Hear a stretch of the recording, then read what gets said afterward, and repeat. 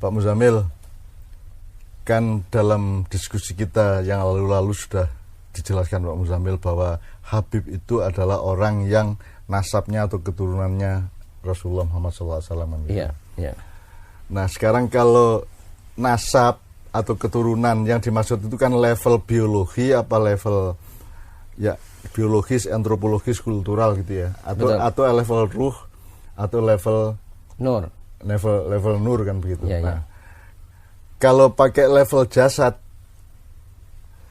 belum tentu saya turunan Rasul, belum tentu juga bukan, kan harus diselidiki kan, gitu ya, betul. Gitu ya. Yang pasti saya ngasak kalau bahasa Jawanya, saya itu pengasong, Pak. Pengasong itu orang yang cari ilmunya itu dari sisa-sisa orang yang panen di sawah itu saya nguntit di belakangnya untuk mencari yang tertinggal. Betul, ya. Jadi kalau makom saya itu makom ngasak gitu, makom pengasong lah gitu. Ya. Nah, kalau pakai level 2-3 berarti tidak seorang pun yang tidak Habib dong. Iya. Jadi Habib Muzamil, Habib Helmi gitu. Habib Ainun gitu. Iya. Karena tidak seorang pun yang tidak merupakan cipratan atau pecahan dari roh Allah yang memusat pada Muhammad pada penciptaan pertama, dan itu diwujudkan melalui cahaya. Jadi kita semua kan, sebagaimana Sabrang menjelaskan kan, kita semua ini punya memori biologis, punya memori historis, punya memori gen, punya memori DNA, punya memori cahaya. Betul. Kan begitu. Jadi kita semua Habib berarti ya. Dari dimensi 2 ke 3. Dimensi kedua ketiga kita semua Habib. Nah. Betul.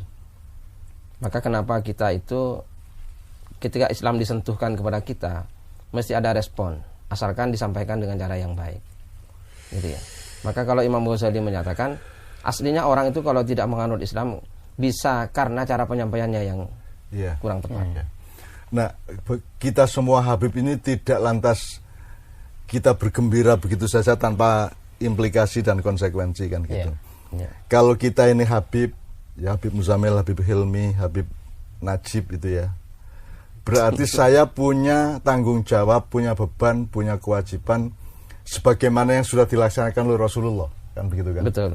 Jadi saya juga harus berusaha untuk menjadi manusia yang siddiq, amanah, tabligh, fatonah, kan begitu. Dengan pemahaman-pemahaman yang bisa berbeda-beda, tapi esensinya mudah-mudahan tetap sama. Kita bergembira, kita semua ini Habib bukan soal eksistensi, bukan soal bahwa kita mau pamer, mau hebat di depan orang, karena tidak seorang pun yang bukan Habib. Betul. Kan kalau dibilang semua Habib berarti kan tak seorang pun yang bukan Habib. Yang bukan Habib. Begitu. Nah, jadi itu berarti kalau masing-masing menyangga hikmah atau makna atau ilmu dari yang disebut Habib itu kan berarti kita tidak boleh sedikit pun tidak mencintai yang lain. Kita tidak boleh sedikit pun menista, menyakiti, meremehkan, melecehkan, membuli atau apapun kepada siapapun yang lain, karena semua adalah Habib. Betul. Gitu ya. Betul. Ya. Semua adalah Habib. Kata Habib atau status atau fungsi sebagai Habib itu seperti Pak Muzamil sering jelaskan kan, dia mencintai dan dia juga dicintai.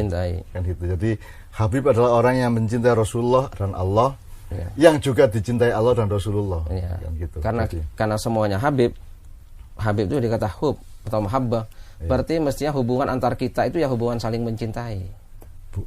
Selain hub apa kemungkinan hubungan yang lain? Ada hubungan hak, ada hubungan khair. Nah. Tapi kalau kita sudah menyatakan semua orang itu min nuri Muhammad, dan yang dari Nur Muhammad itu Habib, berarti kita jadi kita punya tanggung jawab untuk tidak sekalipun kita boleh berlaku tidak menyayangi atau tidak mencintai apapun dan kepada siapapun. Betul, terutama Allah, Rasulullah, alam semesta dan sesama manusia kan gitu. Iya. Saya itu senang sekali karena di Indonesia ini Habibnya tidak terbatas banyaknya.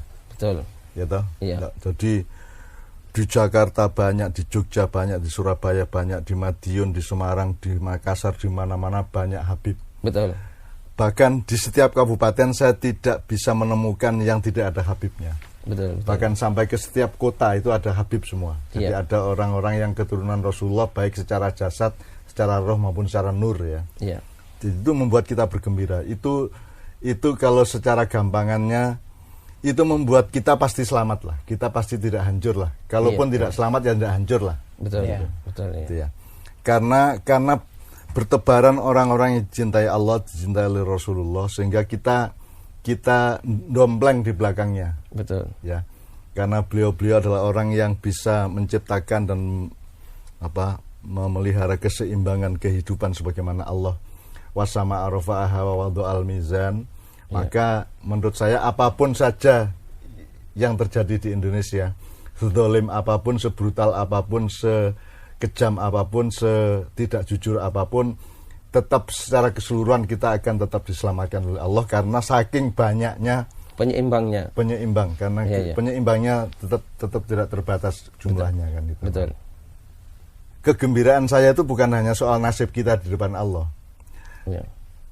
Kan kalau Habib turunan Rasulullah, apalagi turunan roh Rasulullah, apalagi turunan Nur Muhammad itu kan berarti ada representasi Muhammad itu di Indonesia. Betul. Di mana-mana seluruh Nusantara. Ya, seluruh Nusantara. Ya. Lembut, santun, jujur. Tidak sombong, jujur, adil, betul, penuh kasih sayang. Bahkan berjalan pun menunduk kan gitu. Berjalan pun menunduk. Dan seperti orang menuruni bukit itu kalau berjalan Rasulullah itu. Tidak berarti kita harus jalan kayak gitu, tapi pokoknya saking banyaknya turunan Rasulullah di Indonesia, kita menjadi lebih tenang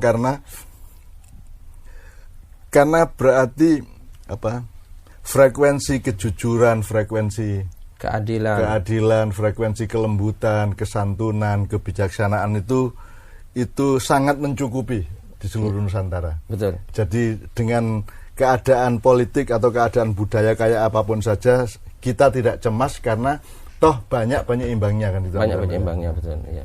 Ketika Allah memfirmankan was-sama arafa'aha wa wadu'al mizan, itu as-sama itu berarti minus arta. Yang disebut langit itu apakah berarti bukan bumi? Ataukah sama itu the whole thing, semuanya? Ya kan itu cakrawala saya kira. Karena cakrawala ya masuk bumi. Ya. Kan Allah mengatakan was-sama dan Allah meninggikan langit dan meletakkan keseimbangan. Nah, keseimbangan itu kan tidak hanya di langit karena bumi ini bagian dari langit yang dihamparkan oleh Allah. Betul. Berarti banyaknya turunan Rasulullah ini pada 3 level tadi itu berarti adalah salah satu rezeki Allah kepada bangsa Indonesia bahwa kita akan tetap diletakkan di dalam posisi keseimbangan zaman, keseimbangan nilai, keseimbangan kehidupan, keseimbangan segala macam begitu kira-kira. Betul. Nah, jadi as-sama itu bukan kata benda, benda tapi bukan materi, Pak ya. Iya. Langit ya, kita bagian dari langit. Ya. Betul. Karena langit itu suatu ruangan aslinya. Iya.